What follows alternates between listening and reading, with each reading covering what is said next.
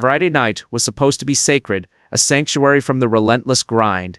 It was meant to be, etched in the calendar like a promise, but it unraveled, leaving me raw and exposed. It really made me sad. It was just meant to be. Emily and I. We were slated for the Ivy, our usual haunt, a place steeped in laughter and shared secrets with our friends. But the social lubricant had lost its appeal. Work, that insatiable beast, was gnawing at my insides, leaving me hollow. I craved the solace of four walls. At home, I wanted to retreat, to cocoon myself in the familiar, to numb the edges with a cold beer and the hypnotic glow of something utterly mindless. But Emily, ever the conductor of our social symphony, insisted. "More, Jack," she declared, her voice a silken command. She was already transforming, shedding the skin of the day for her slinky black dress, a second skin that whispered of confidence and allure. Her signature, red lipstick, a crimson war paint, was meticulously applied. Her tone was firm, an unyielding decree. It was clear that there was no room for discussion, no negotiation. When we arrived, the place pulsed with a frenetic energy, a hive buzzing with manufactured excitement. Our usual group was there. This is our Life channel. If you haven't subscribed yet, please join us to stay updated with more real stories happening around you. Our usual group was there. Chloe, Emily's shadow, her confidant, was present as usual, radiating her usual effervescence. She's always a little dramatic, but in a good way. Jason, the jovial jester, always ready with a quip and a grin, held court. A few others who joined in the fun outside the circle. Emily, predictably, effortlessly, became the epicenter. She moved like a swan, a creature of grace and poise, gliding through the conversations, her laughter a melodic ripple, leaning in close, a little too close for comfort though. She was the life of the party, a radiant sun, making everyone around her happy. There was a magnetic charm about her, a force field that drew people in. She was conscious of her charm, aware of its power. I tried to join in, to bask in her glow, but her charisma was a spotlight, and I felt like I didn't quite fit in. But it was as if I was invisible every joke I told. But no matter how hard I tried, nothing I said was as funny as everyone else's. I tried so hard, but nothing I did worked. I tried to start a conversation, to find a thread, a connection, but it just didn't seem to work. Emily would jump in with something clever, a witty parry that effortlessly stole the stage. She'd always steer the conversation back to herself, a subtle redirection that only I seemed to notice.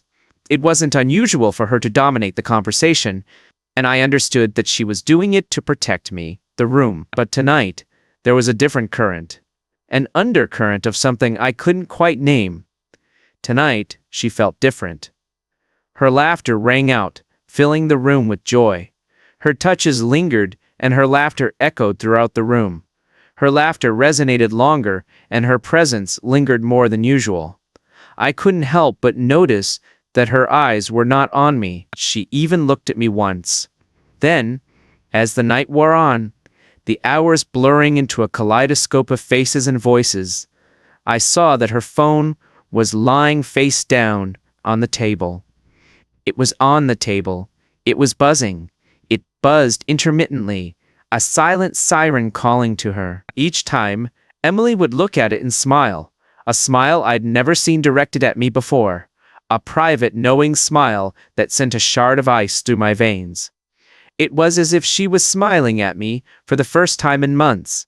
But she picked it up, and that was a really nice thing for her to do. She just let it buzz around, its humming presence a comforting, familiar sound. It was as if she was enjoying the moment, as if it was a special, private moment just for her. I was joking. Of course, I asked, "Who keeps directing you?" Trying to sound casual, nonchalant. Emily didn't even answer. I looked up work stuff, even at this hour. She finally looked up, her gaze drifting towards me as if pulled by an invisible string. Her eyes met mine, and they were a little cold and dismissive, a fleeting glance that offered nothing. "It's just a campaign." "Deadlines don't matter, Jack. Let's try to be gentle with each other," she said, her voice a practiced melody. I let it go, swallowed the lump in my throat, but something felt a little off. It's in my gut, a primal unease that whispered of betrayal. Then came the toast, the moment that shattered the illusion. Emily jumped up, a sudden burst of energy, and made a clinking sound with her spoon against her glass, a jarring chime that silenced the room. Everyone turned to look at her, their faces expectant. She turned to everyone. We all expected her to tell a funny story or one of her usual witty toasts, a light-hearted anecdote that would elicit laughter and camaraderie. Instead, she raised her glass, her eyes gleaming with a strange intensity, and said to Jack, the man who, well, frankly, puts up with more than a lot, "We should all be so patient. Cheers to patience." The room fell silent, the air thick with unspoken words, and I felt a warm sense of admiration for her. After a moment, Jason broke the silence, his laughter forced, strained, a forced laugh. The others followed, their amusement hollow, echoing in the sudden void. But I couldn't join in the laughter, the sound grating on my ears. I was frozen, paralyzed by the ambiguity of her words. Their words weren't playful. They were pointed, dripping with some inside joke I wasn't privy to, a secret language that excluded me. I felt like I wanted to say something, but I didn't want to cause any drama, to shatter the fragile facade of normalcy. But the room was watching, waiting for my reaction, their eyes like daggers, so I put on a smile, a mask of amusement that felt brittle and false. I put on a smile, and I raised my glass, my hand trembling slightly as I concentrated on my glass. Inside, I felt like I'd been slapped, the sting of her words burning my skin. When she finally sat down, the spotlight shifting, I felt a sense of relief wash over me, a fleeting respite from the scrutiny. I leaned in close, my voice a hushed whisper. "What happened?" She didn't even flinch, her composure unwavering. "Relax, dear Jack. It's all in good fun. You'll need to take a breath and relax. It's just a joke, and it's not fair to be so embarrassed about it," she said, her words dismissive, laced with a subtle condescension. "It's embarrassing that our friends are there." Before she could respond, before I could dissect the meaning behind her words, she did. Then her phone buzzed again, a persistent vibration that shattered the fragile peace. She quickly grabbed her phone and typed as she moved her thumb across the screen, her attention consumed by the digital world. "I need some fresh air," I said to her, my voice tight-strained. I got up and walked outside, desperate for escape. The night air was refreshing, a cool balm against my burning skin. The sounds of the bar gradually faded as I walked further away, the music and laughter receding into a dull hum. My mind was racing a whirlwind of confusion and suspicion. Was I overreacting? Maybe I was just being myself. I felt a little paranoid, the seeds of doubt taking root. But that toast, it just didn't feel right. A discordant note in the symphony of our lives. Before I could even process it, before I could unravel the tangled threads of my thoughts, I felt a sense of urgency, a primal instinct screaming at me. It was a strange thing, a premonition that something was terribly wrong. Then my phone vibrated in my pocket, a jarring interruption. It was a message from Emily. She asked, "Are you okay? You know I love you, right?" I looked at the screen, my pulse quickening, the words mocking me with their emptiness. Those words, they felt hollow, wrong, like a script read without emotion. It felt like she was trying. It felt like she was trying to calm me down, to soothe my unease. But it wasn't quite hitting the mark. She was trying to show me that she cared, to reassure me with empty platitudes. For the first time, I didn't say anything. The words caught in my throat. I could tell that something was going on, and I was determined to find out what it was, to unearth the truth that lay buried beneath the surface. After Emily's somewhat lackluster text, a hollow offering of affection, I strolled back into the bar, steeling myself for the charade the air inside felt. It felt different, charged with a silent energy. It felt like a whole new place, a stage set for a play. I didn't understand. It felt like everyone knew a secret, but no one said anything, their eyes betraying a knowing amusement. I felt like the odd one, out like I was the only one who didn't have a secret, the unwitting fool in their carefully constructed drama. Emily was back at the table, her phone just sitting there waiting for her, a silent sentinel. She seemed a little distant, like she was in her own world a million miles away. She was having a deep conversation with someone, her head tilted, her eyes sparkling with an unfamiliar light. She had a nice chat with Chloe, their heads close together, their voices hushed. Every now and then she'd look at me with a strange mixture of warmth and concern, a fleeting glance that felt calculated. There was a strange mixture of amusement and empathy in her gaze.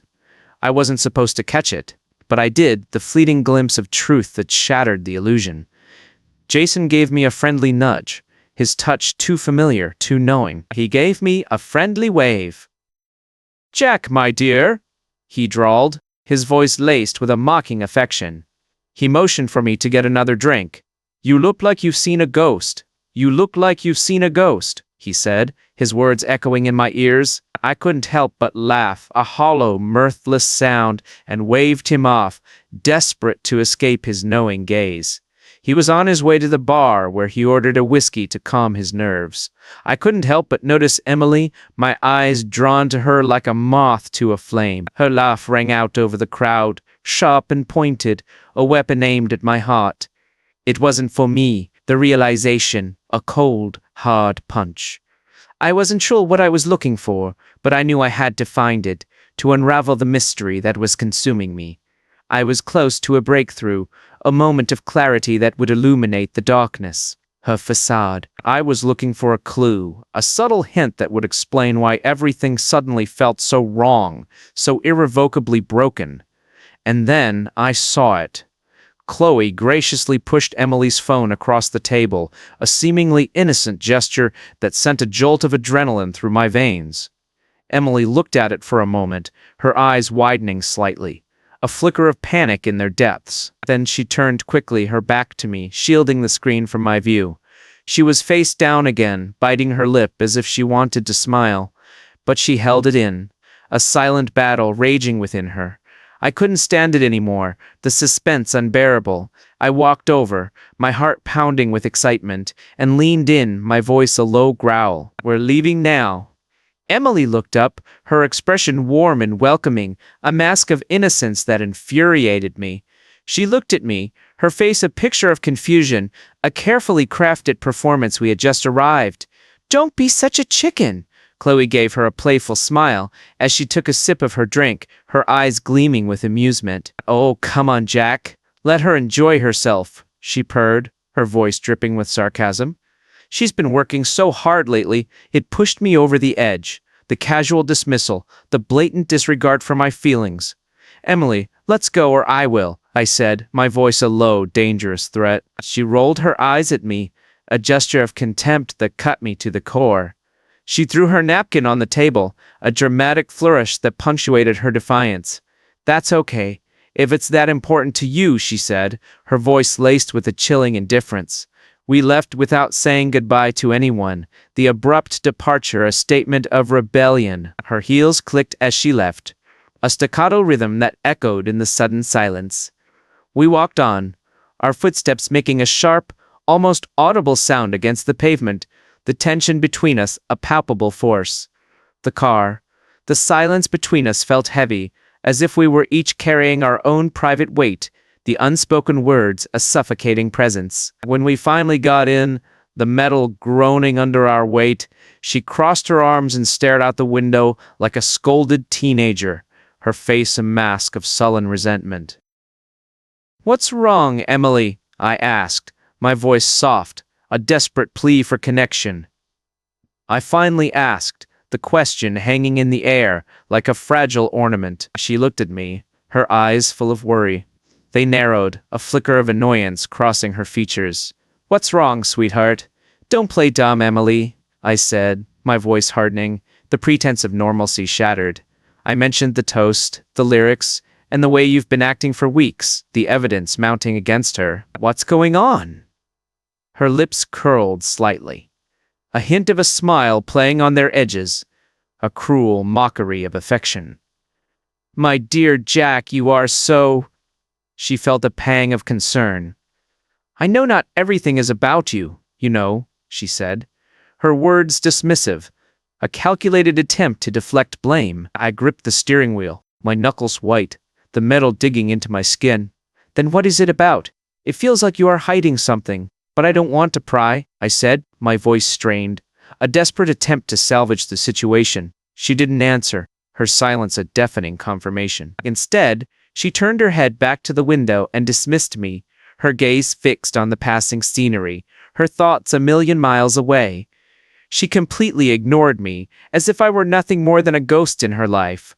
I bit my lip and started the car, the engine roaring to life, a mechanical beast mirroring the turmoil within me. When we got home, the silence stretched, taut, and unbreakable. Emily went straight to the bathroom, a sanctuary she claimed for herself. She locked the door behind her, the click echoing in the stillness of the apartment. I stood in the living room, my eyes fixed on her purse, which she had carelessly thrown on the couch. A discarded object filled with secrets. My hands I could feel them shaking, a tremor that ran through my entire body. My mind was racing, a runaway train careening towards disaster. I don't know what came over me, but I opened it. The act, a violation of trust, a desperate attempt to unearth the truth. But her phone wasn't there. The realization, a sharp pang of disappointment. Of course, she had taken it with her, clinging to it like a lifeline. But her work laptop was right there. A silent invitation. It was unlocked, the screen glowing with a deceptive innocence. I paused for a moment. My conscience was whispering to me, a faint voice urging me to stop. I thought to myself, should I stop? But that little voice, the one that said, "You already know something's wrong, Jack dear. Just confirm." It was louder, a siren call that drowned out the voice of reason. I opened her messages, my heart pounding in my chest, each click a step closer to the abyss. But there was nothing. The screen, a blank canvas. Her emails were all work-related, a carefully constructed facade of professionalism. I was about to close them when I noticed something. A flicker of movement in the corner of my eye. But then I saw an application I didn't recognize, a digital ghost lurking in the shadows. It looked like something innocent, a harmless icon that belied its true nature. I looked it up, my fingers trembling as I typed the unfamiliar name into the search engine. It was a name I didn't recognize, a stranger in our lives. It looked familiar, like I'd seen it before, but I couldn't place it, the memory elusive. I gave it a tap, and my blood started to pump, a surge of adrenaline flooding my system. It ran cold, the realization dawning like a nightmare. The first message was a bit disturbing, a casual greeting that hinted at something more. It was from a number I didn't recognize, and it came from a place that felt like home, a betrayal that cut deeper than any knife. I saved it, a digital memento of her infidelity. Last night was just perfect, the words mocking me with their intimacy. "I can't stop thinking about you, Emily." The declaration a dagger twisting in my heart. "I am with you, Emily." The message, a promise of future encounters. I scrolled up at the same time next week, and my hands shook a little, the tremor spreading through my entire body. It was the messages, a torrent of illicit exchanges that confirmed my worst fears. It was so blatant, a flagrant display of infidelity that left me breathless. They were so obvious, it's hard to see how anyone could misinterpret them, the evidence undeniable. It was so obvious that I couldn't help but feel a little uneasy, the weight of her betrayal crushing me. Each line was like a dagger, confirming what I had been too afraid to say out loud, the truth staring me in the face. Then I heard the bathroom door open, the sound a gunshot in the silence. It opened, the hinges groaning in protest. Emily walked into the living room and dried her hands, her movements casual, unhurried. She was drying her hands on a towel, oblivious to the storm brewing within me. She stopped suddenly when she saw me holding her board, her eyes widening in alarm. She saw her tablet, the screen a beacon of her deceit. Her eyes darted to the... She looked at the screen, her face paling, the blood draining from her cheeks. "What are you doing?" she asked, her voice a soft mixture of surprise and concern, a pathetic attempt to feign innocence. She asked, her voice a little sharp, the mask slipping. I stood up, my chest heaving, the air thick with unspoken accusations. "Emily, what is this?" I cautiously picked up the tablet, the weight of it heavy in my hands. The messages were glaring out, a testament to her betrayal. I turned back to her, my eyes burning with rage. Her expression flickered for a moment, a brief glimpse of guilt before she regained her composure. But then her face settled into a cold expression, a mask of indifference that infuriated me. She looked a little distant, as if she were observing me from afar, detached from the consequences of her actions. She crossed her arms, her lip curling into that same cruel smile, a weapon aimed at my heart. "Are you seriously going through my things now?" "Oh, Jack, you are such a tease. Don't even think about turning around. This is on me." "Aye," she said, her voice a low growl, a challenge thrown down. "Emily, please tell me you haven't been lying to me all this time," I pleaded, my voice cracking with emotion. "Weeks? Months?" Her silence was palpable, a deafening admission of guilt. Then she shrugged, her tone icy, devoid of remorse. "Does it matter?" That was the moment my world shattered, the illusion of our love dissolving into dust. It felt like my world was being shattered into a million pieces, the fragments cutting me with their sharp edges. Her words hung in the air like a bomb waiting to explode. They hung in the air like a bomb waiting to explode, the silence amplifying their impact. "Does it matter?" I looked at Emily and tried to understand what she had said, to grasp the depth of her betrayal. My chest felt tight, a vice squeezing the air from my lungs. It felt tight, the pain unbearable. My hands were still frozen in place. I held onto the tablet as if it was the only thing keeping me afloat, the last vestige of truth in a sea of lies. I felt myself standing upright, my body on the verge of tears, the grief threatening to overwhelm me. I wondered what this meant, what the future held in store. "Emily." "Of course it matters," I said, my voice a strangled whisper. She gave me a look as if this was a bit of an inconvenience to her, a disruption to her carefully constructed narrative. "Jack, it's you!" "Don't worry, Jack, you are overreacting. It's not a big deal. It's nothing to lose sleep over," she said, her words dismissive, a calculated attempt to minimize her actions. I could feel the heat rising, a burning rage that threatened to consume me. It was rising inside of me. In my face, the blood rushing to my head. "It's all right, you are sneaking around behind me, my back. I am just talking to a guy about whatever is," she said, her voice laced with sarcasm. "I know you don't think it's a big deal, and that's okay." I see the smile on her face. It's back, a cruel mockery of affection. It's a little sharp and a little condescending, a weapon aimed at my heart. "Okay, fine, you want it. The truth?" "Yes, I've been seeing someone, and I am not sure why you are asking. I am really surprised." "You've been seeing someone for a while," she admitted, her voice devoid of remorse. I took a step, the movement jerky, uncontrolled. I am back as if her words had physically hit me, a blow that knocked the wind out of me. It really hit me, the force of her betrayal crushing me. "I've been checked out," she continued, her voice cold, clinical. "I'm sure you can imagine how that made me feel," she said, her words dripping with sarcasm. "I've worked my heart out to keep this house, to keep us together, this house, this life, us together," I said, my voice trembling with rage. "And this is what you were doing?" I gently held up the tablet, the screen, a testament to her deceit. "I am shaking it for you. I am trying to make a point," I said, my voice strained, a desperate attempt to reach her. Emily just shrugged her shoulders, completely unfazed, her indifference a gaping chasm between us.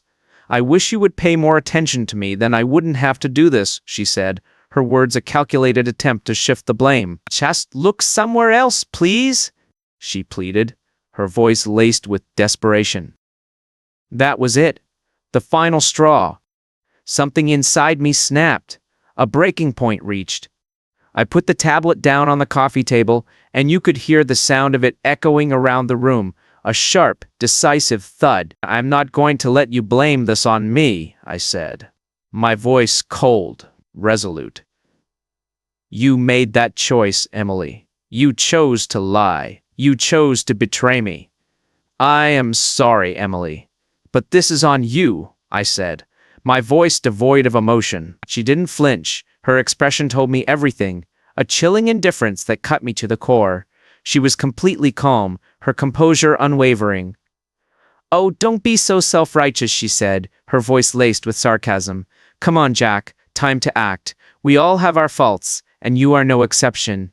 "You've been so busy," she continued, her words a calculated attempt to deflect blame. "I know you've been so busy with your job, and I am sorry I didn't realize how unhappy I was," she said, her voice a practiced melody. "I don't know how we can communicate better. I miss our talks and the way you made me feel." "I miss our talks and the way you made me feel," she said, her words hollow, empty of meaning. What did you expect? I was shocked at what I heard, the audacity of her words. I was so disappointed, the realization a crushing blow. "You could have just talked to me, Emily," I said, my voice a strangled whisper. "I would have liked to hear how you felt. You didn't have to end our marriage because of how you felt," I said, my voice cracking with emotion. "I felt you were being neglected." "Emily," I pleaded, desperate to salvage the situation. "I am sure you were just having a little fun, and I totally understand that." "It's understandable," I said, my voice strained, a pathetic attempt to minimize her actions. "I'd like to talk to you." "Please, Jack," I begged, my voice a desperate plea.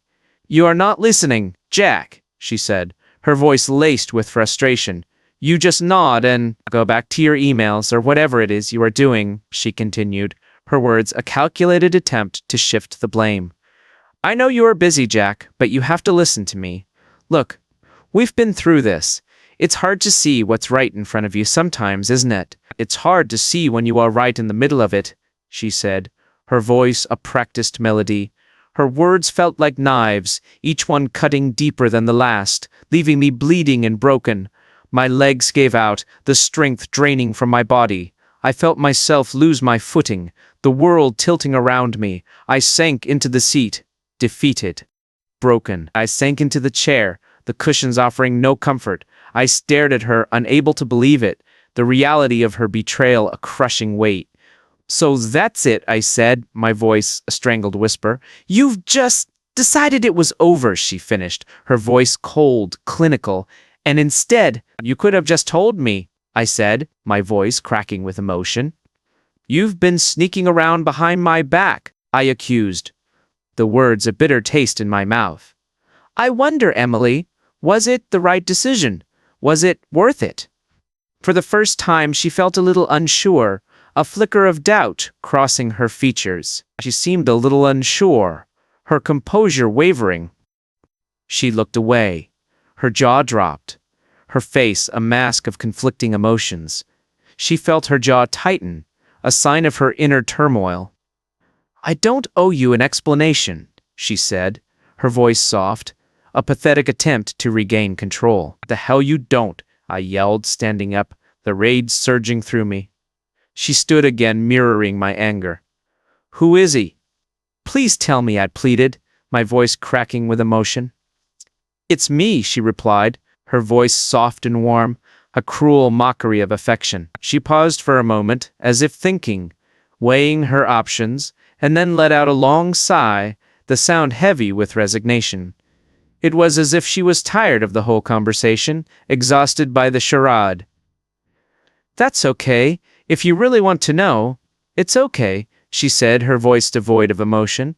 "It's just from work. I knew him. He was in marketing," she admitted, her words a casual dismissal. "He was a really great guy." "Emily, she mentioned him to me before," I said, my voice trembling with rage. "She always described him as special," a subtle hint of her growing affection. "He was harmless and kind," she said, her words a knife twisting in my heart. My fists clenched at the memory, the image of them together searing my mind. I thought about him, his smug smile, his easy charm. He was a little smug, but he was kind, I remembered, the memory a painful reminder of my own failings. Oblivious. I was texting my wife, sharing my day, while he was basking in her attention, while I was working so hard, sacrificing everything to keep us afloat. Matt, you are so lucky to have someone like that in your life. I remembered her saying the words, a cruel mockery of my efforts. My voice trembled with surprise, the realization dawning like a nightmare. Emily smirked. He listens, she said, her voice laced with admiration and melee.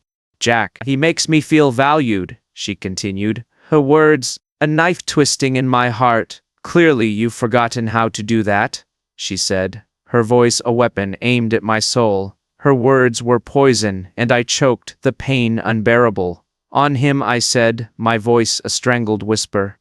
I am grateful for that, she said, her voice devoid of remorse. I don't know how he can appreciate you, I said, my voice trembling with rage. He's using you, Emily, just as you are using him. I accused, the words, a bitter taste in my mouth. You are using him as much as he's using you, I said, my voice trembling with rage. I am sorry, but I am afraid this is going to blow up in your face, I warned. A premonition of disaster. And when it does, I am afraid you'll come crawling back to me, I said, my voice cold, resolute. I am sorry, but I can't take you back, I declared, severing the last ties that bound us. Time. She looked real, a flicker of fear in her eyes. She looked angry, but I understood, the realization dawning like a nightmare. You think you are so great, don't you? You think you are some kind of model husband, but you are not, she said, her voice laced with venom. Jack, I am sorry to tell you this, but you are not, she continued, her words a calculated attempt to wound. You are not the most exciting. And sometimes I find you a little exhausting, she admitted, her voice devoid of emotion. I needed something more, she said, her words a crushing blow. I felt like I was losing my footing, the ground crumbling beneath me. This wasn't just a betrayal, a simple act of infidelity. It was a complete and utter betrayal, a dismantling of everything we had built together. It felt like the very foundation of our relationship was crumbling, and it was disheartening, the realization a crushing weight. I took a deep breath and tried to center myself, to find some semblance of control. I took a deep breath and tried to calm myself, to quell the storm raging within me. I couldn't believe it. The depth of her betrayal unfathomable. You had destroyed us, I accused, my voice a strangled whisper. Emily. And for what? For someone who, she's probably already planning her next affair, she said with a shrug, her indifference hard to understand. A chilling display of callousness. He returned. Maybe not. At least with him I feel so alive, she declared, her voice filled with a chilling enthusiasm. The word echoed in my head, mocking me with its emptiness. Get out, I said, my voice soft and gentle. A command issued with quiet authority. Her eyebrows raised in surprise, a flicker of fear in her eyes. She shot up, her movements jerky, uncontrolled. Excuse me, she said, her voice laced with sarcasm. I repeated, Emily, please leave. My voice firm, resolute. Go be with someone who needs you, your precious Matt. Go feel alive with him, I said, my voice devoid of emotion. I am sorry, but I really need you to get out of my house for a while, I declared, severing the last ties that bound us. She looked like she was going to say something, but she just looked at me, her eyes full of emotion, a mixture of anger and regret. Then she picked up her purse and keys, her movements slow and deliberate, a final act of defiance. She moved slowly and deliberately, a final act of defiance. I understood her need to leave, so I let her, the silence between us a suffocating presence. But don't think for a second that this is all my fault, Jack, she said, her voice laced with venom. You made me do it. To do this, she accused, her words a calculated attempt to shift the blame. I didn't react, my face a mask of indifference. I couldn't, the pain too deep to express. I just watched her walk away, her figure receding into the distance. Out the door, she disappeared, leaving me alone in the ruins of our life. She slammed the door, the sound a gunshot in the silence. She walked out the door, and I watched her go, the image seared into my memory. The silence that followed was palpable, a heavy blanket that suffocated me. It was so quiet, it was almost deafening, the absence of her presence a deafening void. I sat back, defeated, broken. I looked down, my eyes on the tablet on the table, the source of all my pain. The message remained, a taunting reminder of her betrayal. It was like it was staring at me, like a wound that refused to heal, festering with pain and resentment. Like it was saying, I am not going to heal anytime soon, a promise of enduring suffering. For the first time in years, I felt completely alone, adrift in a sea of despair. The next morning, I could still smell Emily's perfume, a faint and comforting reminder of her presence, a ghost of the woman I had loved. In the air, the scent lingering like a phantom embrace. It was a gentle reminder of the life that had once been there, a cruel mockery of my loss. It was as if she had been there only recently, her presence still echoing in the empty rooms. Walking these same floors, sharing this life, the memory a painful reminder of what I had lost. Now, she was gone to wherever Matt was. I assumed her absence a gaping wound I barely noticed, lost in the fog of my grief. I was asleep, my mind a battlefield of conflicting emotions. My mind raced a whirlwind of confusion and despair. All night long the images replayed in my head, a tormenting loop of betrayal and loss. I replayed every moment in my head, dissecting every word, every gesture, searching for answers that remained elusive. Her indifference, her cruel smile, the way she walked out as if this was just another petty argument and not the total annihilation of our special bond. The memories a cruel mockery of my pain. Marriage, the word a hollow echo of broken promises. It felt like she'd been carefully orchestrating her exit, planning her escape for months, the realization a crushing blow. For months, she had been plotting my demise, her betrayal a calculated act of cruelty. It was heartbreaking, and I couldn't help but feel a sense of sadness and confusion, a profound sense of loss. I was caught up in the moment, and by 7 a.m. I couldn't bear to stay in bed, the silence too deafening, the memories too painful. I got up, put on my old hoodie, a familiar comfort in a world turned upside down, and went into the kitchen seeking solace in the mundane. I hit the coffee pot, the ritual a small act of defiance against the chaos. It sputtered weakly, the sound a pathetic imitation of normalcy. As it brewed, the aroma filling the air, I stared blankly at the pot, thinking how much I'd like a cup of coffee right now, a small comfort in a world turned upside down. Right now, I needed the caffeine jolt, a desperate attempt to jumpstart my broken heart. My mind wandered as I sipped my morning coffee, the bitter liquid, a poor substitute for the sweetness of her love. Was this really me? The broken man staring back from the reflection in the window. Was I blind, oblivious to the signs of her growing discontent? Had I missed the signs along the way, the subtle clues that whispered of her impending departure? Or maybe Emily just had a better understanding of the situation, a clearer vision of our failing marriage. Was she really that good at lying, at concealing her true feelings? Then my phone buzzed, a jarring interruption to my thoughts. I reached for it, hoping for an apology, a sign of guilt, something, anything to alleviate the pain. But instead, it was a text message from Jason, a lifeline in the storm. He asked, "Dude, are you okay?"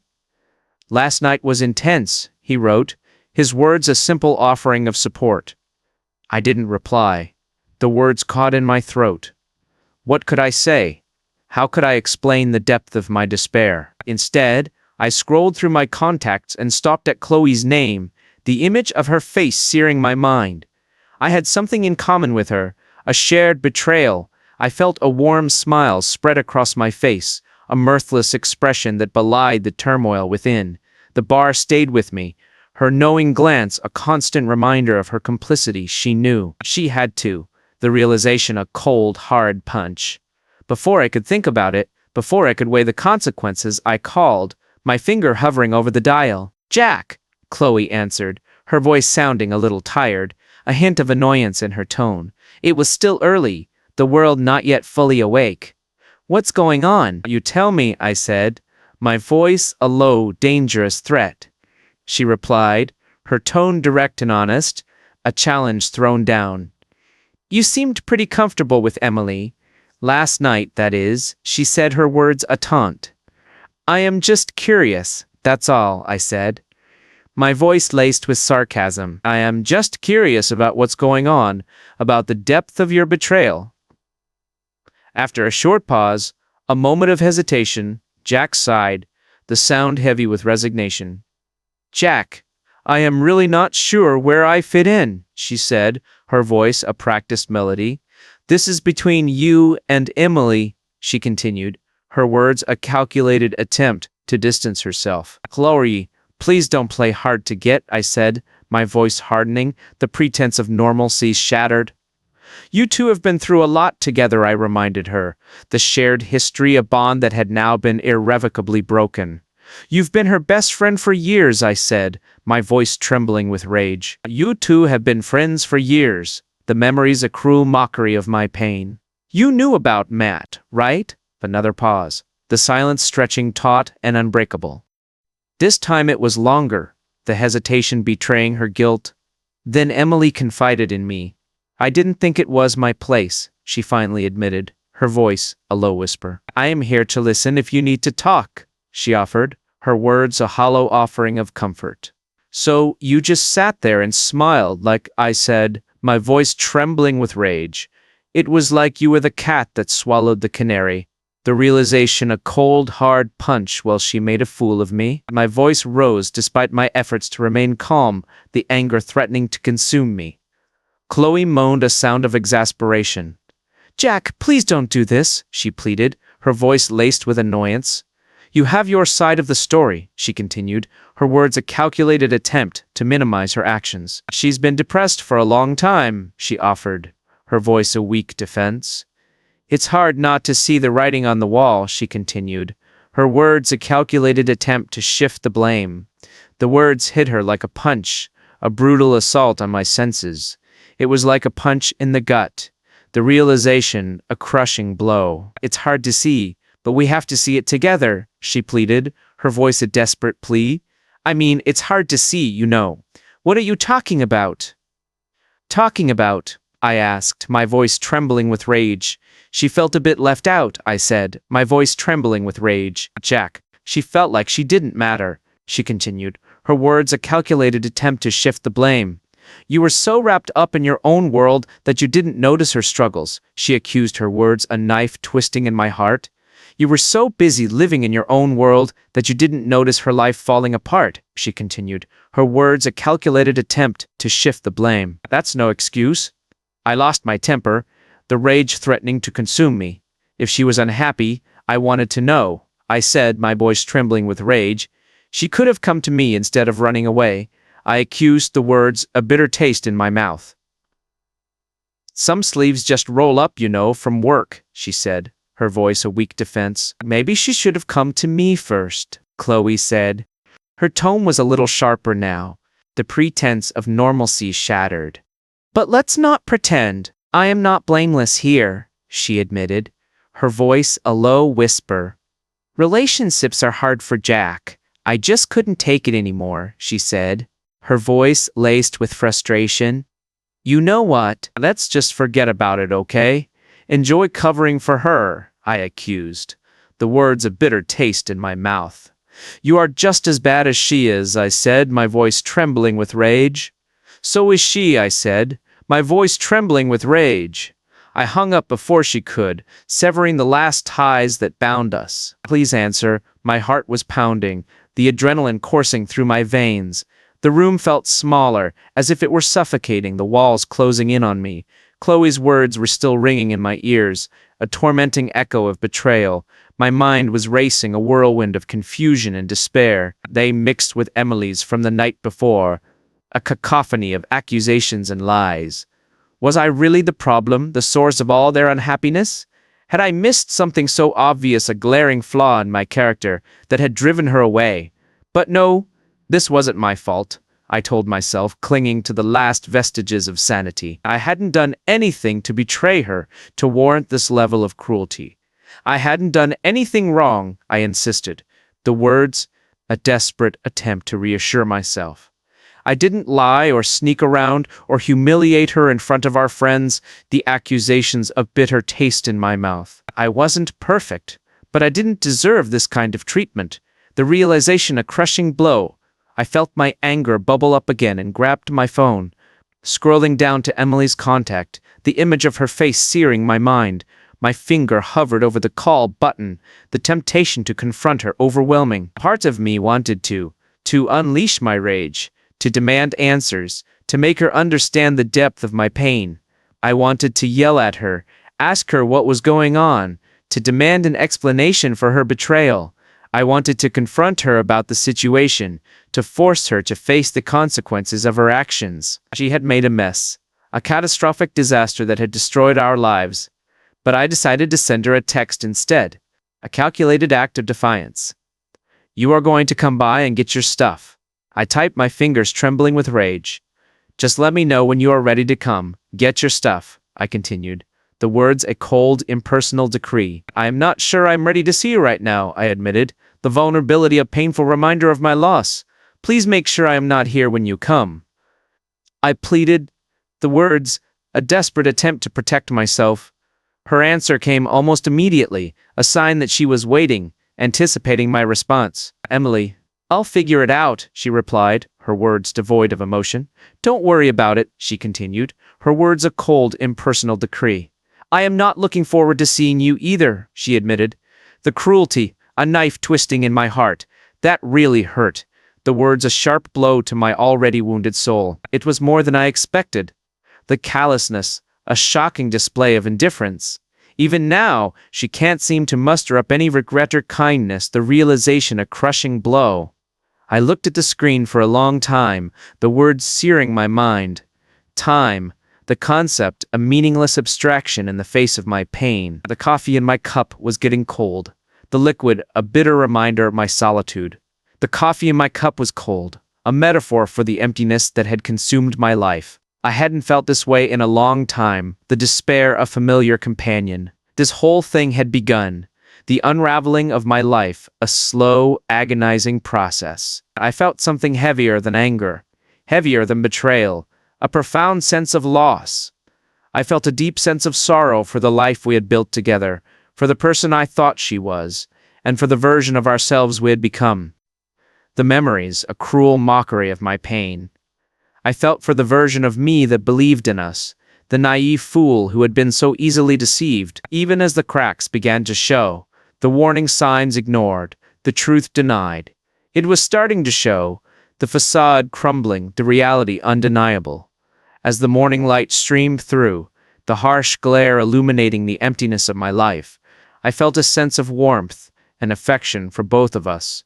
A fleeting moment of compassion amidst the despair. The window, a portal to a world that no longer included her.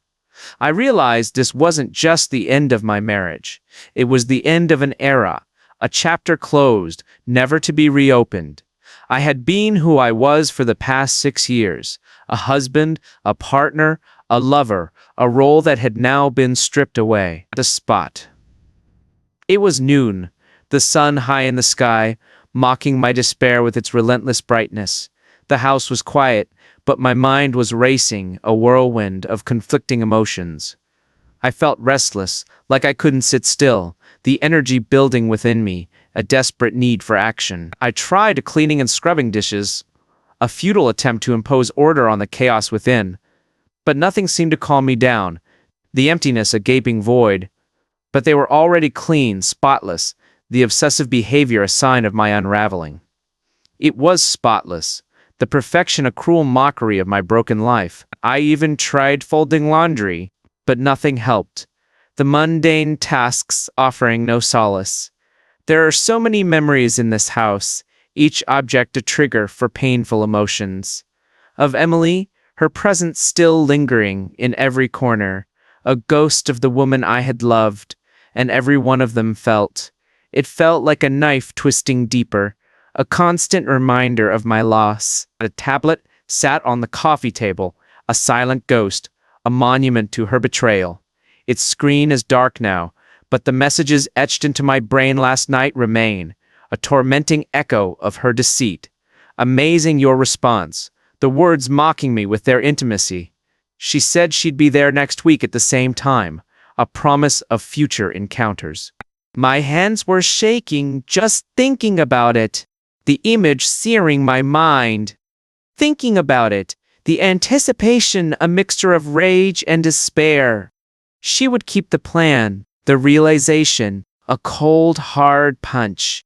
This was going to happen, the inevitability, a crushing weight. It was like our life, you know, a carefully constructed facade that had crumbled into dust. But we were just getting started and it felt like an adventure, a journey that had been cut short, leaving me stranded and alone. It was like our life together was a backdrop, you know, a stage set for a play that had ended in tragedy, I decided, the resolution a small act of defiance against the despair. I decided to start digging, to unearth the truth, to understand the depth of her betrayal. I grabbed the tablet, the weight of it heavy in my hands. Once again I explored her apps, her messages, her emails, desperate for answers. I knew it wouldn't change anything, but I had to, the compulsion overwhelming. I was looking for answers, a reason for her betrayal, a way to make sense of the chaos. I needed to understand how far this went, the extent of her deceit. I checked her calendar, the dates a road out of her infidelity. The first thing I noticed was my eye, drawn to the carefully marked entries. There were dates marked with little notes that said late meeting, dinner, and office event.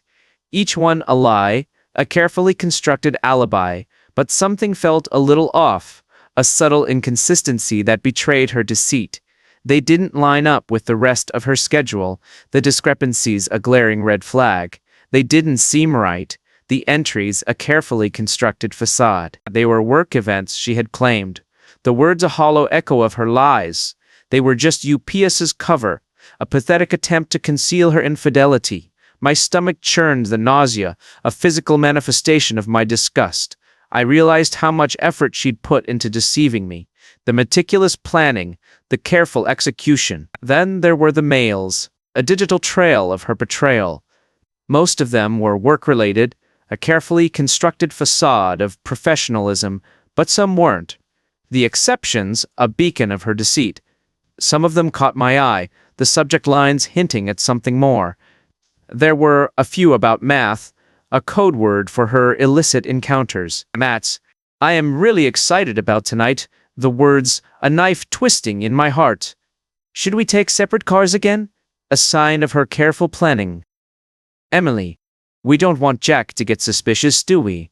The words, a cruel mockery of my trust. LRL, she ended, the laughter, a taunt, a celebration of her deceit. I almost threw the tablet away, when I almost threw it across the room, the rage threatening to consume me. It wasn't just. It felt like a betrayal, a violation of everything I held sacred.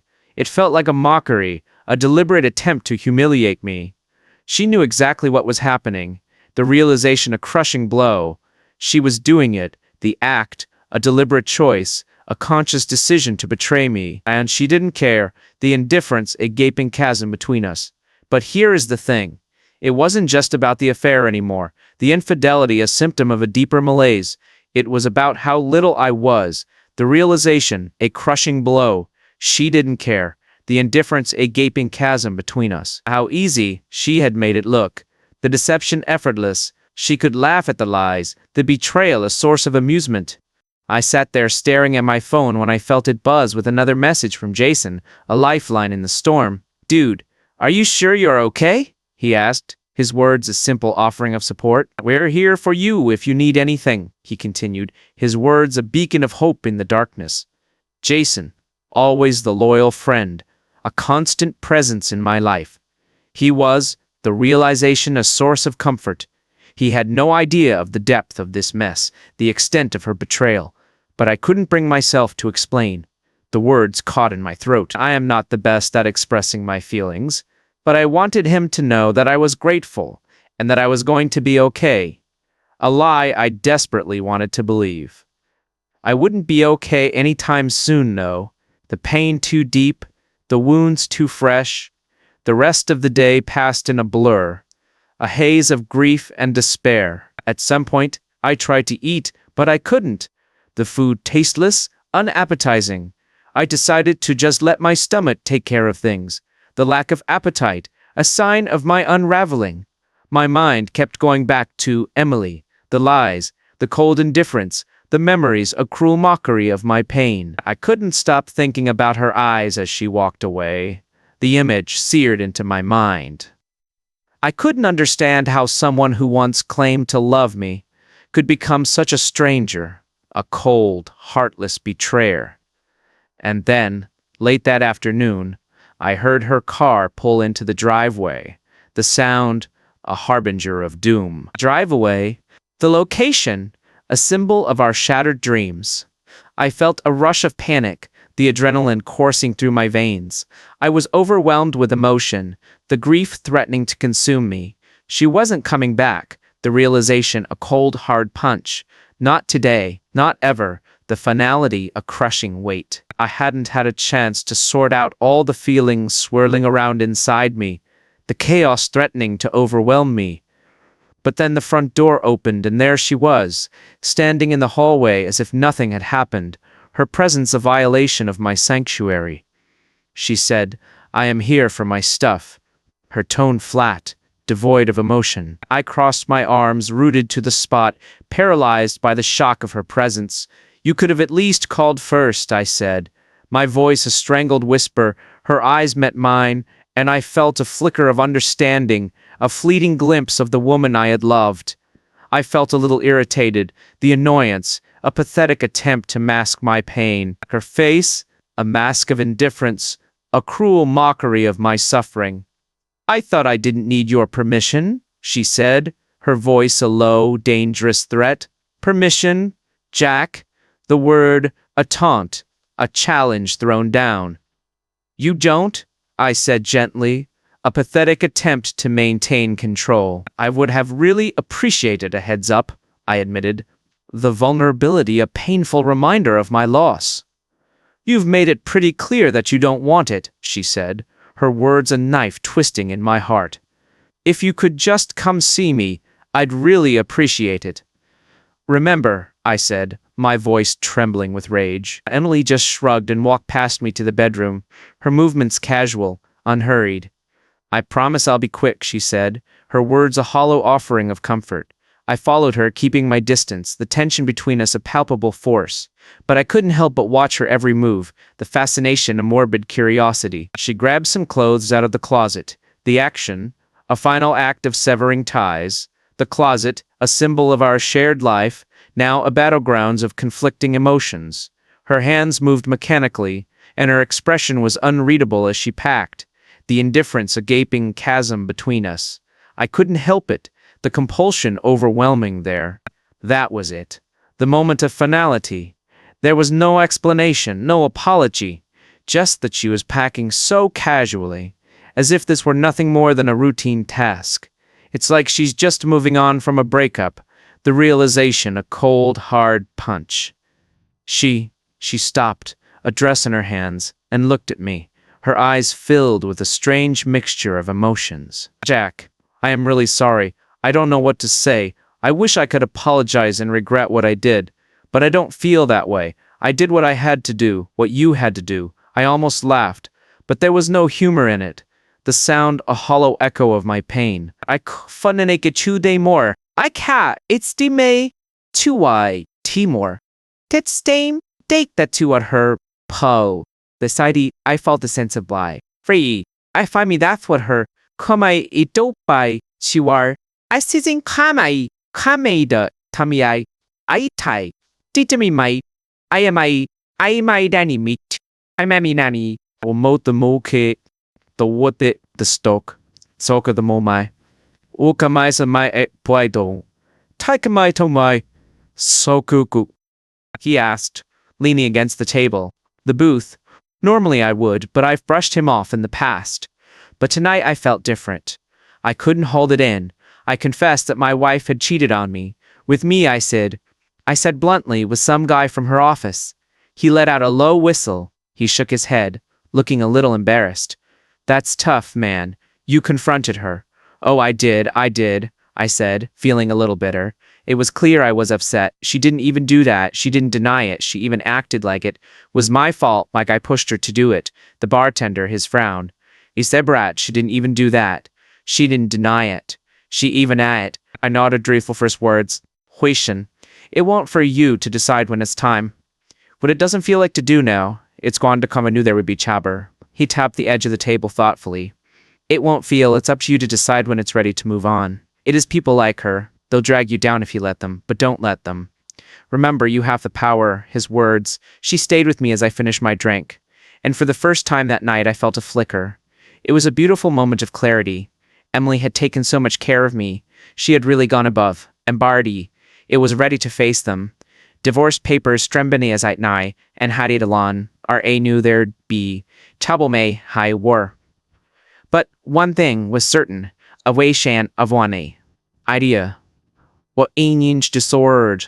Anyways, where's my meaty's worst? He'd still have made her start the divorce process. If their concase called it a divorce, he breed I would be, I called an ecti, and he found much to pre-war for that reksha I were to very day that. Hetty to credent that carees. To something had changed. It was as if everything had shifted. She wasn't here to manipulate the narrative, the lore of fighting. And if East Terra won the palace end, they sen detour sent downly by semly semi, a high call what I kate and decor, and they core en and they nake and deed cutters by de some pomesh ake, frey, coney tis Christ I use Rowlana he nays stay creating bore and against her, but then I remembered her laughter at my expense. She had dismissed me as a mere footnote in her quest for happiness. I wasn't going to play fair, not anymore. With Claire's support, I spent the next few hours digging through every shared memory, reliving the good times and learning more about each other. Document. I searched for every email and file that might connect Emily to me. I wanted to understand where we were and where we were going. It felt clinical, like we were dissecting the cadaver of our relationship. But you know what? For the first time, it also felt empowering. I spent weeks going through all our emails and files, and it felt good to have all the information in one place. It made me feel like I had some control over things. But then came the second strike. I texted Jason and said, I need to talk. I asked if we could meet. Of course I said, my place or yours. An hour later, we met at my place. I sat on Jason's couch and spilled everything. He listened quietly, as usual. His usual joking demeanor was replaced by a rare seriousness. He was serious, but it was a rare sight. He really took the time to listen to me. When I finished, he looked at me with a warm smile and said, I am so glad you shared your experience with me. It was that bad, I said, Emily. She really did that for you, I said, staring at the floor. And she didn't seem to care. She just walked away, acting like it was no big deal. It was just another day. Jason sat back and gently ran a hand through his hair. Hair? That's cold, Jack. That's really cold, Jack. But you know what? You are doing a great job. You are doing great, Jack. I would have lost it. I gave a feeble smile. Oh, don't worry. I had my moments too. Jason paused for a moment, then said, You know, Chloe's been acting a little strange lately, too, right? I am not sure she has anything to do with this. With Emily, I've noticed something about her. My stomach felt a little queasy, Chloe. Emily's best friend, her confidant. The one. She gave me a little grin that night. It happened at the bar. She knew more than she was letting on. I had a feeling. Did she know? I asked. Jason nodded slowly, his eyes showing his support. If she didn't, I would. I was shocked. Chloe and Emily are stupid, aren't they? They're like two thieves who share a secret. If Emily was sneaking around, Chloe probably covered for her. That settled it. Chloe was next on my list. The confrontation. Later that day afternoon, I called Chloe. She picked up on the second ring, her voice sparkling with joy and anticipation, as if she'd been eagerly awaiting my call. "Oh, Jack, good to hear from you." I asked how she was doing, and she told me all about her life in the drama zone. Let's cut the crap. "Chloe," I said, my voice a warm, reassuring tone. "We need to talk. We should talk in person." She paused, her tone playful. She hesitated, her tone light and playful. "Of course," I said. "What's on your mind?" "You know exactly what's on my mind." There was a short pause on the other end, and then a sigh. "Okay, whatever you need. Let's meet at the coffee shop on 5th. When I got there, Chloe was already there, relaxing with an iced latte and scrolling through her phone like she didn't care. She looked up as I approached, her expression guarded. She put down her drink and said, "What's on your mind?" "Mind? You knew," I replied, sitting down across from her. "Brained you about Emily and Matt, right?" Chloe didn't. I flinched. She leaned back comfortably. In her chair, she crossed her arms. "What if I did? What difference does it make now, my fists? I keep them clenched under the table. It makes a difference because you helped her. You lied for her. You let her humiliate you. I am grateful for your help, and I appreciate you standing up for me. And you didn't say anything." Chloe sighed and rolled her eyes. Her eyes. "Jack, you are making this bigger than it needs to be. Proportion, my dear Jack." A voice was a little louder than usual. "You sat there laughing with her all the while. Not your place," I said. My voice was a little louder than usual. "You sat there lay with the way she was hand while she had lied to me face." My voice was a little louder than each while you. "My me may tar tai bc. We cheaty the bow. Triti. Nance tai tu tai. My forward my some cheats by some might crowds tyrell cop the cool shabu ro ko kado ko kai go to so word to zo so to ko ko ko ko ko ko ko ko ko ko shogo puto po bubo kudo po go each to go cook zogo photo pogo bo potozo de dobo bakto topo topo topo topo topo chamoko topo topo topo the cheese. Samayu. Life. The abruptness. A shocking display of indifference. It was so sudden, like she had just erased me from her life overnight. The ease with which she discarded me a testament to her callousness. It felt so easy and sudden, like a bolt out of the blue. The devastation swift and complete. She just up and left, leaving a gaping void in my life. She left a mess, and so many unanswered questions. The loose ends, a constant source of torment. I had so many questions, the need for closure, a burning desire, and then one night I got a call from someone I didn't recognize, the unknown number, a harbinger of doom, a number a stranger intruding on my solitude. "Hello?" I answered, my voice warm and friendly, a pathetic attempt to maintain normalcy. I was a little cautious, the past betrayals making me wary. "Jack," the voice said, a familiar cadence that sent a jolt of adrenaline through my veins. It was Emily, the sound of her voice, a ghost of the woman I had loved. I grabbed the phone, eager to hear more, desperate for any sign of remorse. I held it to my chest, feeling the warmth of the call, a fleeting connection to the past. My chest felt tight, the anxiety building within me. "What do you want? What do you want?" I asked, my voice trembling with a mixture of hope and fear. Her voice was so calm, so reassuring, a stark contrast to the turmoil within me, almost detached, the lack of emotion, a chilling display of indifference. "Claire sent the divorce papers. I just wanted to let you know that I am going to do it. I am going to sign them," she said, her words a cold, impersonal decree. "I don't want to cause any drama, but I just wanted to let you know. This is all so we can move on from here." Her tone was like this. It sounded a little cold, didn't it? It was so cold and transactional, and it made me angry. The lack of emotion and knife twisting in my heart. That's all I can take. There was no explanation, no apology, just a quick one. "She just signed her name, and you were done," she sighed, the sound heavy with impatience, a clear indication of her desire to be rid of me. What do you want me to do? Tell you, Jack, that I am sorry, but I regret it. What happened? I am sorry, but this was bound to happen, she said, her words a calculated attempt to minimize her actions.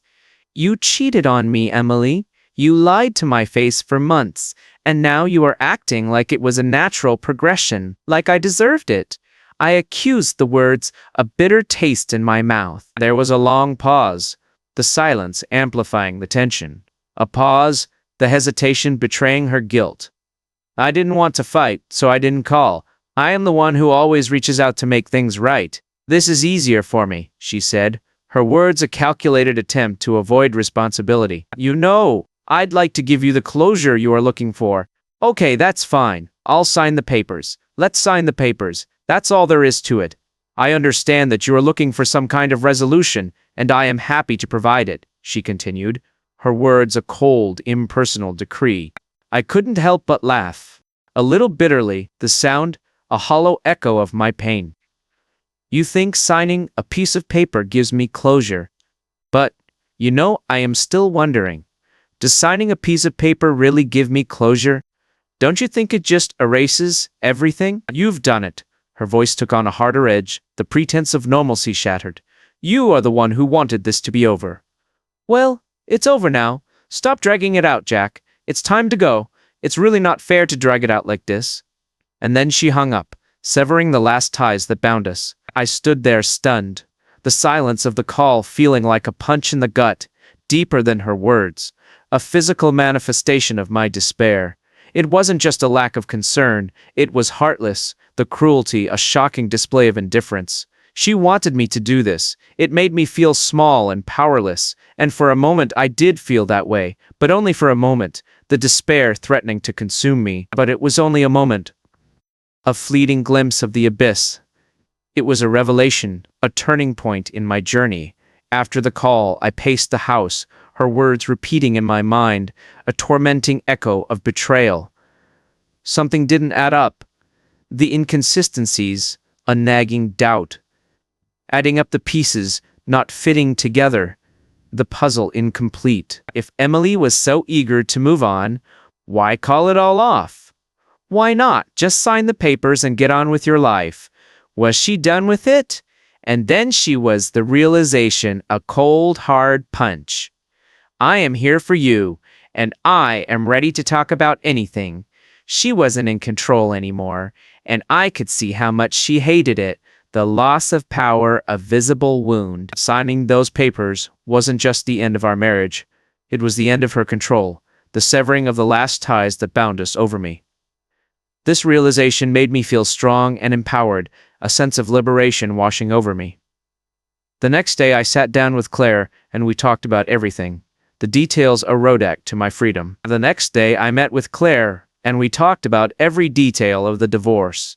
The legal proceedings, a path to my liberation. The settlement, the financial division, a battleground of conflicting interests. I told her, don't let her walk away. I was hurt, but I kept it together, the anger a driving force. I said, my voice firm, she's not going to get away with this, destroy my life, and leave everything intact.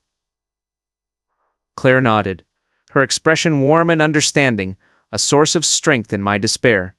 She was serious, we'll make sure of it. Fair enough, Jack, but she's prepared. If she's as cold as you say, she'll fight back, but we'll be ready. And she did fight back. The battle lines drawn, the conflict inevitable. Emily had so many thoughts about the house, and she voiced them all, the demands a constant source of irritation. She disagreed with even the smallest details, the pettiness a testament to her vindictiveness. She even disputed the assets, the greed a shocking display of callousness. She even went so far as to dispute her emails, the lies a desperate attempt to rewrite history. Even Claire's messages were tinged with a touch of her own unique brand of sass, the insults a constant barrage. She was so kind and thoughtful in her emails to Claire, but there was a lot of venom in them. The hypocrisy, a shocking display of callousness. Claire even went so far as to accuse me of being spiteful, the accusation a badge of honor. Claire even went so far as to accuse me of being petty, The insult of validation of my resolve, but I didn't let it get to me. The negativity a source of strength. Not this time. I refused to be broken. It was a tough moment, but I am glad I stood my ground. The resilience, a testament to my strength. A week later, I got another call. The phone, a harbinger of doom. It was Chloe, the voice a familiar intrusion. She said, "I just thought you should know." Her voice a little artificial, a clear indication of her deceit. "Emily told me," she said. "Emily's been talking to people you are trying to hurt. Her life. She says you are doing all this to hurt her. She says you are delaying the divorce to punish her." I laughed, but it was a kind of sharp, humorless sound, a reflection of my bitterness. "Of course she is. That's her way, isn't it? She plays the victim and makes everyone else the villain." Chloe paused, then said softly, "Jack, I understand that you are upset. You don't know anything. I lost my temper, the rage threatening to consume me. You are in this as much as she is. So I said, don't call me. I tried to pretend that I cared, but I couldn't help being upset. The betrayal, a constant source of pain. I ended the call before she could, severing the last ties that bound us. I'd love to hear from you." Something shifted inside me that night, a turning point in my journey. I wouldn't let it. Emily and her allies paint. I wasn't going to let people see me as the villain. I wasn't going to let them. I was going to rewrite the story of my life. The determination a source of strength. I opened my laptop, pulled up every piece of evidence I had, texts, emails, photos, the digital trail of her betrayal. I carefully put them into a neat folder, the organization a way to impose order on the chaos. It wasn't about that. It wasn't about revenge. I didn't want to hurt her. It was to protect. I was thinking of myself. I just wanted to make sure that the truth would come out. I wanted to make sure that the truth was on my side if she tried to twist it. I am sure she had the best of intentions, and when I was done, I sat back and took a deep breath. The exhaustion, a physical manifestation of my emotional turmoil. I took a deep breath and tried to calm myself. The anxiety threatening to overwhelm me. I felt the anger and the pain, but I also felt hope. A flicker of light in the darkness. But for the first time in a long time, I felt a sense of time, a sense of control over my own destiny. I felt a sense of control, the power to shape my own future. Emily could try to rewrite the story, to manipulate the narrative to her advantage. Emily could try to rewrite the story, to portray herself as the victim, but I wouldn't let her. The resolve, a source of strength. Let her. I refused to be silenced. This wasn't the ending she wanted, but it was the one she deserved. The justice, a small comfort in my pain. It's important to understand that this was not the ending she wanted, but it was the one she deserved. The consequences of her actions finally catching up to her. 2 weeks later, the divorce negotiations got really intense, the battle lines drawn, the conflict inevitable. Emily, true to her principles, the vindictiveness a constant presence. She wasn't just fighting to keep what she thought was hers, the greed a shocking display of callousness. She was fighting for her autonomy, the desire for control a driving force. She was fighting for the story of her life, the need to rewrite history to her advantage. Her lawyer sent in an email. Her lawyer said that I was being vindictive and unreasonable, and that I was dragging out the process just to make her life miserable. The accusations a constant barrage. I shared this with Claire and let her know what was going on. The communication essential to my defense. Note, I told her, we have to use everything we've got. The resolve, a source of strength. Claire didn't. I am sure she was nervous, but I encouraged her to do it, the determination unwavering. The next day, she turned in the evidence. The truth finally revealed. Screenshots. They showed the texts from Emily, the digital trail of her betrayal. They showed Matt, the evidence undeniable. The calendar entries, the lies exposed. But something was wrong. A subtle inconsistency that betrayed her deceit. The calendar entries didn't match her work schedule. The discrepancies a glaring red flag, and even the financial records showed that she'd been spending our life savings. The greed a shocking display of callousness. The greed a shocking display of callousness. Little getaways, the illicit encounters funded by my hard work. By the end of the week, Emily's tone shifted, the defiance replaced by a desperate plea. Her lawyer, she emailed a counter-proposal, one that was significantly less, the change a sign of her weakening position. It was assertive, the demands still unreasonable, but a clear indication of her desperation. Claire couldn't help but smile as she read it. The victory a small comfort in my pain. She shared it with a warm smile. The support a source of strength. It seems that someone's perspective has changed from the heart. The realization a source of satisfaction. But it wasn't me. The credit belonging to the truth. I was happy, but I wasn't completely satisfied. The desire for justice still burning within me. This wasn't just about money or possessions anymore, the battle transcending the material.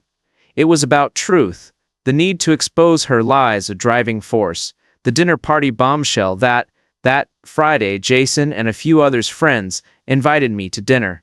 A welcome distraction from the turmoil. They said it was just to take my mind off things, but I knew they were curious too. The gossip, a constant undercurrent. I could tell they were curious about the drama, the details a source of fascination. It didn't matter. The need for connection outweighing the discomfort. I really needed a night out, even if the thought of facing everyone was exhausting. The social interaction, a necessary step in my healing. When I arrived, Jason greeted me with his warm, inviting smile, a beacon of hope in the darkness. He gave me a big hug, the physical contact a source of comfort. He greeted me with his warm, welcoming hug, and I felt right at home, the familiar surroundings, a welcome respite. You are looking good. I am glad to see you. My friend, you are looking better. You are like a new chapter in your life, I said, my voice warm with gratitude, thanking him for his support. One day at a time, the mantra a constant reminder of my journey. As the night wore on, the wine flowed and the conversation inevitably turned to Emily, the elephant in the room finally addressed. It was Jason who he started talking about it first, and it sounded like he was sharing a secret. The gossip finally unleashed. So Chloe ran away. Her mouth, he said, looking at her. The betrayal a constant source of pain. He looked at me, his eyes filled with concern. Apparently, Emily's been telling people that you are out for blood. Leave her alone, I replied, leaning back comfortably, the accusation a badge of honor. I sat in my chair, the confidence a testament to my resolve. She has nothing left to stand on, I declared, the truth finally on my side. Jason raised an eyebrow, but he was also a kind and compassionate person, the concern for my well-being evident. You seem so calm about this, he observed, the composure a sign of my strength. I have receipts, I said, the evidence a powerful weapon. That got a few laughs from the group, the humor a welcome distraction. But the real surprise, another one came as another friend, Lisa. She joined in the fun, and it was just the two of us, the shared experience, a bond of understanding. You know, I ran into Matt the other day. Actually, she said. She sounded casual, but her eyes were so sharp, the observation a calculated act. The room went silent, the anticipation palpable. It was like everyone stopped breathing for a second, the revelation a bombshell waiting to explode. He didn't look too happy. Lisa focused on her wine, her fingers moving gently as she spoke, the details carefully chosen for maximum impact. It wasn't the same with Emily, exactly. She was working out. I'm trying to be more upright. What do you mean? Lisa shrugged warmly. He didn't say much, just that it was complicated, but he certainly didn't seem like a man in love. That thought made me feel so good. It almost was. It was poetic, the karma, a satisfying reward. Emily had given up so much for Matt, and now even that was falling apart, the irony a delicious twist. But the rail then, to top it all off. Jason pulled out his cell phone. The coup de grace, a final act of vindication. Speaking of, and receipts, he said. Speaking of receipts, scrolled through them, he said, his messages, and then showed them to me, the evidence, undeniable. He handed me his phone, the device a conduit to the truth. My jaw dropped as I read the screen, the contents a shocking revelation.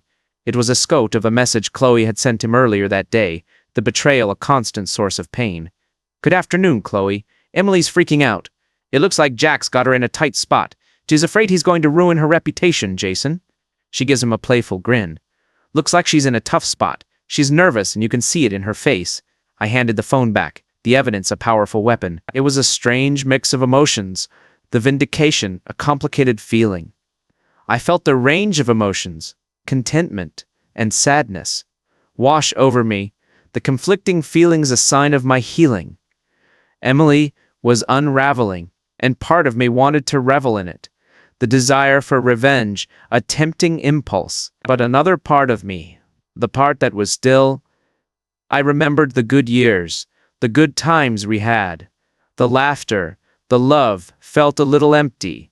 The memories a cruel mockery of my pain. The last encounter, a few days later, I got a phone call. It was Emily, the phone a harbinger of doom. I almost didn't answer. The temptation to ignore her overwhelming, but I was curious, so I decided to answer. The need for closure, a driving force. I am glad I answered, the decision a turning point. What do you want? She asked. I said, my tone a little colder than I wanted it to be, the anger still simmering beneath the surface. Her voice, it was uncharacteristically soft. She sounded so soft, the vulnerability a surprising contrast to her usual defiance. Jack, can we talk in here, person? Why? I asked. I could tell he was suspicious. The past betrayals making me wary, I said.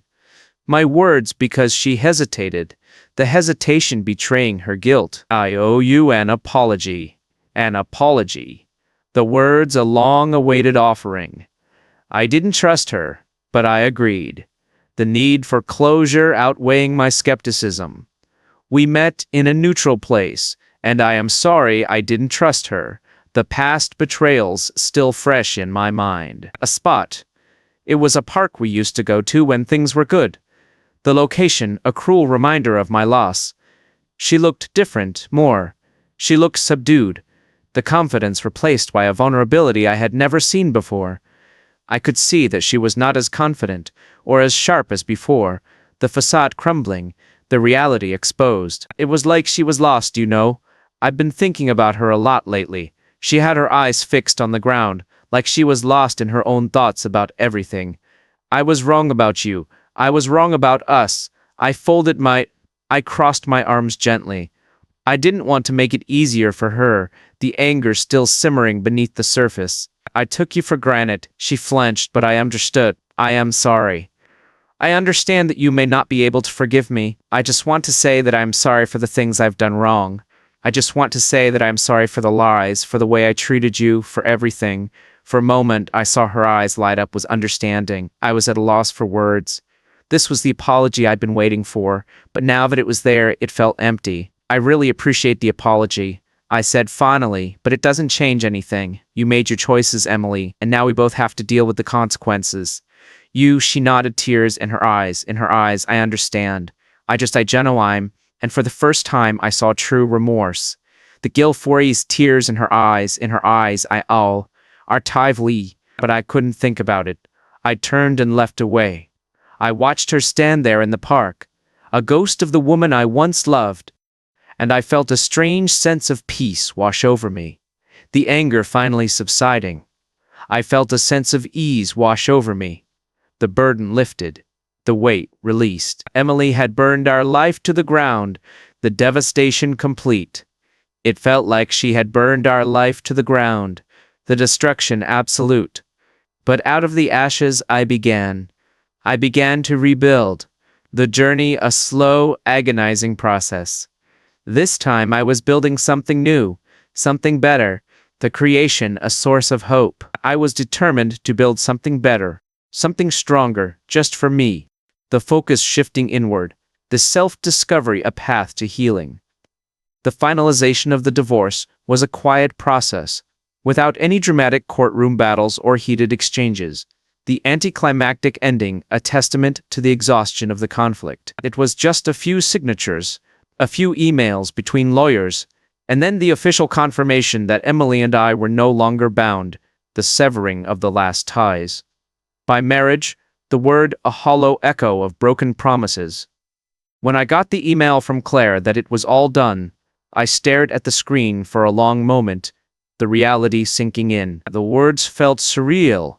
Something I had fought so hard to save myself, and now it was just over. The battle won. The war concluded. Instead of feeling sad, I felt so relieved. The weight lifted, the burden released. The weight I had carried for months, even years, had finally been lifted. The liberation, a profound sense of freedom. It was as if I could finally cut the ties with the past, the severing of the last bonds. The first thing I did was clean the house, the act a symbolic cleansing, a purging of the past. I packed up every trace, every memory, every keepsake, and I held them close to my heart. The bittersweet memories, a mixture of joy and pain. I wanted to make sure everything was just right, the perfection, a way to honor the past. I gathered her clothes, the ones she hadn't bothered to collect, the indifference, a final act of callousness. I even took her jewelry and her framed photos, the remnants of our life, a haunting reminder. I couldn't bring myself to do it.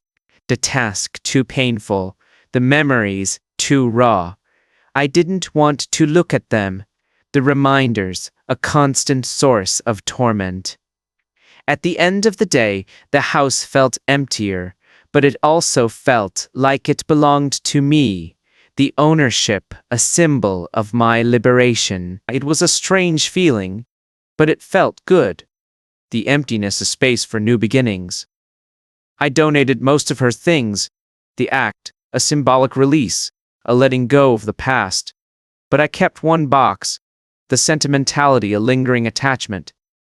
It sat in the corner of the garage, taped shut and labeled with a heartfelt note, a final message to the woman I had loved. Her name, a whisper of the past. If she wanted it, that is, the choice hers, the decision her own, she could come and get it whenever she wanted. The offer, a final act of kindness. If she didn't come for it, I would leave it there for a while, just waiting for her to discover it on her own. The patience, a sign of my healing. I thought she might want it, but if she didn't, I figured she'd probably forget about it. The indifference, a self-protective measure. Then I'd focus on something else. The future, a beacon of hope. I was so focused on myself at that time. The self-discovery, a path to healing. I started going back to the gym, and it felt so good to be back in my element. The physical exertion, a release of pent-up emotions. I started going to the gym again. It's something I hadn't done in a while, and it felt really good to get back into it. The return to normalcy, a sign of my progress. It was a way for me to process my emotions and release the tension. The physical activity, a cathartic experience. It was a way to process the frustration that I was feeling, the anger finding an outlet. But soon it became so much more, the journey transcending the physical. More, I started to feel. I felt stronger, the transformation a source of pride. It wasn't just a physical feeling, but a deep emotional connection, the strength building from within. Mentally too, the clarity, a sign of my healing. Each rep was a step forward, a triumph over myself. The small victories, a source of motivation. Every time I hit a new mile on the treadmill, it felt like a small victory, a step away from the man I used to be. The progress, a testament to my resilience. And with her, me too. I also reconnected with the old me, the rediscovery, a path to wholeness. Friends, people I had neglected during my marriage. The neglect, a source of regret. Jason was there for me the whole time, just like he said he would be. The loyalty, a source of strength. He pulled me up and kept me going. The support unwavering. The friendship a lifeline. We went to social events and made sure I didn't wallow. The distraction a necessary step in my healing. It had been too long. The isolation a symptom of my unhappiness. One night over beers he said, "There is life after Emily." I smiled for the first time in what felt like forever, the joy a welcome sensation. You were right. The acknowledgement, a sign of my progress. The unexpected message. One evening, a few weeks later, the divorce was final. It was all finalized. That same evening, my phone buzzed with a message from an unknown number. The intrusion, a harbinger of doom. I didn't recognize the number. The anonymity, a source of unease. Matt, I am calling because I want to talk. I looked at the screen, trying to figure out what to say. The surprise, a shocking revelation of all the people I expected to hear from. It was Matt. From Matt was at the bottom. He was way down on the list, but I responded anyway, the curiosity a driving force. I thought to myself, what could you possibly have to say to me? I'd like to hear your thoughts for just a few minutes. I was curious. One came out. I agreed to meet him at a nearby coffee shop. The encounter, a step into the unknown. We met at a nearby cafe. I am not quite sure what to expect, but I am excited to see where it goes. I was excited to see what would happen, the anticipation, a mixture of trepidation and hope. When I arrived, Matt was already there, looking a little less smug than I remembered, the arrogance replaced by a vulnerability I had never seen before. His shoulders were slumped, his face was pale, the defeat evident in his posture. He looked a little defeated, the transformation a source of satisfaction. "Thanks for coming," he said as I sat down. The gratitude a surprising gesture. "Make it quick, please," I replied, crossing my arms playfully, the defensiveness a lingering habit. He nodded. He rubbed his neck, obviously nervous, the discomfort palpable. I was a little nervous too, the encounter a step into the unknown. I just wanted to say I am sorry for everything. I had no idea that Emily was married. I am sorry, and when I found out I was so embarrassed. I should have stepped back and let things play out. But I didn't say a word. I am sorry for the silent treatment. She wasn't honest with me either, I know. He kept going, his voice. It was a little bitter, wasn't it? It made me think you were so terrible, he said, my husband, that she was trapped in this miserable situation. Marriage, I believed her because I wanted to. My jaw tightened, but I remained silent, the anger simmering beneath the surface. And now, he said with a hollow laugh, now I see who it really is her. She's already moved on to someone else. Someone else. She left me just like she left you. It felt so good to be right. Hear me out. I tried not to show it, though the vindication a complicated feeling. What did you do, Matt? This wasn't the Emilia. Coach, the man who was Tanuhay the DI. But be the man who was time to let go. I was ready, Tam. Shind, I walked down ball. The truth biting. There, idis die. Then Andy. Cool for you, or ye vordawa, to for, the dackle ball. And I said, get up you did, but that's not my job. But that's not my job. I was a the besting. I needed the same I had ho kumbal, kolbor, than mine who have db1. It they what the man. Ball was ready to start the journey. I fady was sting. I was ready to start the journey. I one thing. I had another reason the best tanning, jua, you, go habulaidi, they touch time all, the taimos, just stager, geecher, new doll,